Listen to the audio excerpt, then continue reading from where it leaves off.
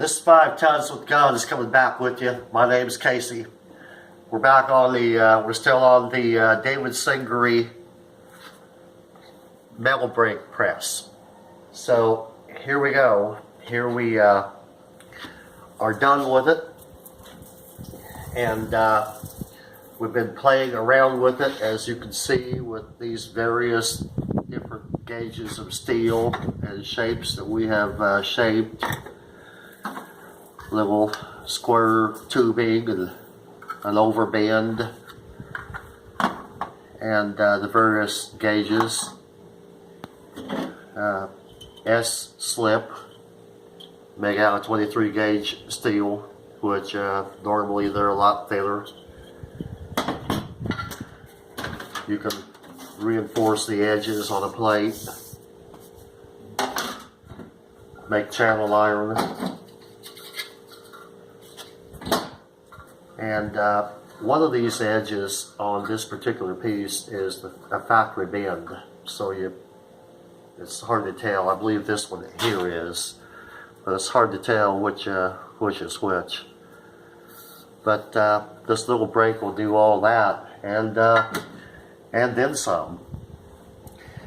Now you got three components of your brake, and if you'll come around here and look underneath,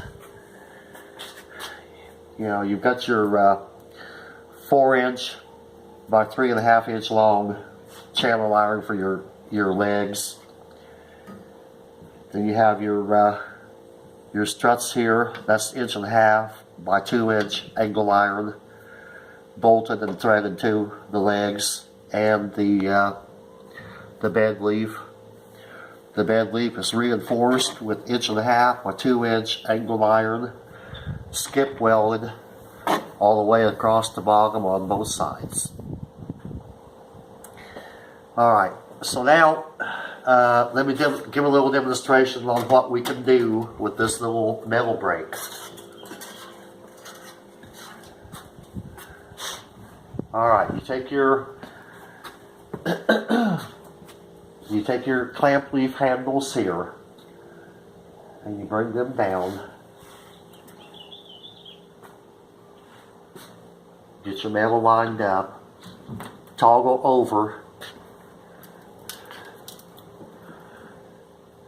and I'm going to do an overbend, and that's a 135-degree overbend, because I'm going to pull this out and then put it in the clamp leaf and smash it down. Okay, we got this overbend. Alright, let's loosen it up. Alright, we're going to throw it underneath the clamp leaf right now.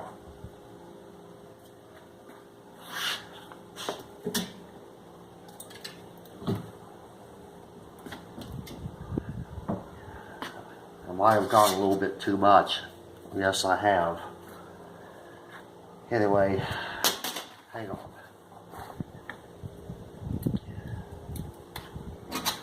I mashed it down too much. Alright, I want to show you how the S slip comes in for bringing two pieces of metal together, whether it be duct work or whatever you have. So you got this overbend, you mash down, bring it down on one side of your part, and pretend like this is the other side of your part. You already got your everything lined up here. And bring it down like this, and then you can pin it down or mash it down with your bed leaf. You know, I prefer to pin it down with this, you know, 23 gauge metal, and then 2 pieces of 26. That might be maxing it out. So it will help to have a nice little wire gauge to measure your thickness of your metal.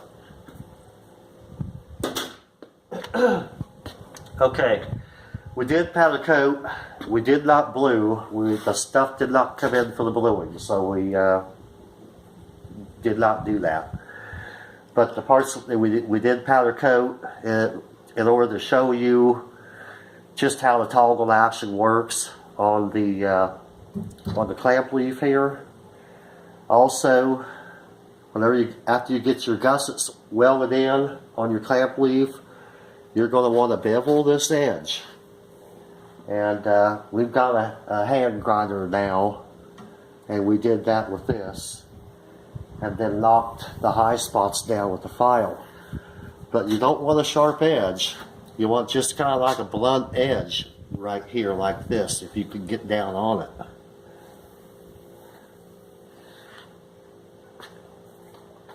So, but see how the toggle action works. We're going to clamp it down now. And now your bed leaf. And see how it comes up to 135 degrees to do an overband. And now see how that's reinforced underneath. Now this is 3" but 1/4 inch thick, flat. And you've got another piece of 1.5" by 2" angle iron skip bead on both sides of it. Now, your shoulder bolts, we were fortunate enough to get the right size of shoulder bolts for your bending leaf. Because everything happens right here. Everything centers upon your bending leaf pivots here. And your pivot bracket, which is all one piece. So it's important that you get those. But the rest of the shoulder bolts, you know, they were 5/16 diameter shoulder, 3/8 long, and 1/4 inch by 18 or 1/4 by 20 thread. Well, you need 8 of those, and you're talking $3 a piece, thereabouts. So this is where value engineering comes in to play. Take some 5/16 outside diameter bushings with an inside diameter of 1/4 inch. That way, you've got a bushing there already, and cut those 3/8 inch long for your clamp levers, your gusset bushings. But that will save you on having to buy 8 of the 3/8 5/16 1/4 inch by 20 thread shoulder bolts. Okay, so now I want to show you something, and I'm going to have to take this apart in order to show you. And this will help you get the most out of your brake. Because we all want to make boxes. And you actually need a box and pan brake to do that. So I'm going to show you a way to get around that.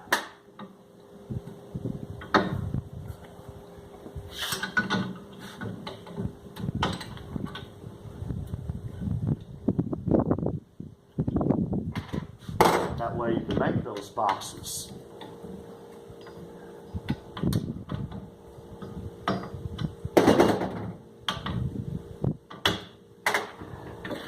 Okay, so now you just take your clamp leaf and bring it over like that, fold it over, and then whatever size of box that you want to make, if you want to make